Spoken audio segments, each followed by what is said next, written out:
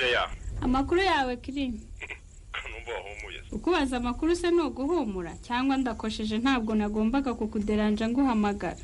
Ntego koreya wanje. Yewe amakuru ni meza da. Bare yawe ku rurimi byo biroroshye. Icyakunaniye ni ukubigaragaza. Ubwo nzabigaragaze nteze. Zandika agapapuro nk'iyomekaho abantu bose bagende bagasoma. Si ngombwa ibyo. Nubwo wakwihangana wajya kuva Inyarurembo ukambwira ukanamenyesha igihe uzagarukira byaba bimpagije. Ngaho rero. None se ko ntagusinyisha ordre de mission. Haba ntagusaba uruhushya. Ubwo ngomba kujya nkumenyesha aho giye mu ruhe rwego. Nuko urakoze ntacyo utambwiye. Cyakora naragushimiye kunkoza isoni mu maso ya muramu wawe. Muramu wanje? Wowe se ko nta mushiki wanje uzi? Ngo baramubanje bazuti. Ishaka se simuzi cyangwa ntabwo ari muramu wawe. Sha ntugakunda utuntu nk'utwo ntacyo tumazereya. Ko nkiri umusore nkaba ntafite umugore. Muganga Devota akaba atari mushiki wanje. Uko shyaka yaba gute muramu wanje? Sawa nyine ubwo ushaka ko tubireka reka tubireka ariko icyo nakubwiye wacyumvise. Ahubwo se waje gupfa iki na shyaka ngiye naje mone.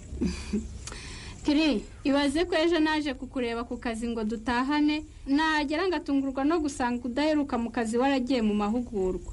Icyambaje kuruta ibindi ni ukuntu shyaka ariwe wambwiye ngo sinkirirwe nkwikururaho ngo ntushaka ngo n'ikimenyimenyi ntushobora no kumbwira gahunda zawe.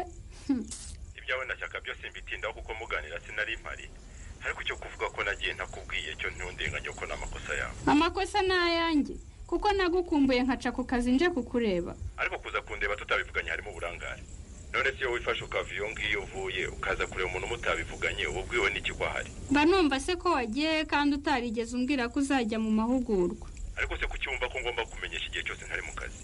Uri umukoresha wanjye. Kiri ibyo urabivugishwa n'ikimwaro cy'uko wanciye inyuma akajyana n'undi mukobwa mu mahugurwa.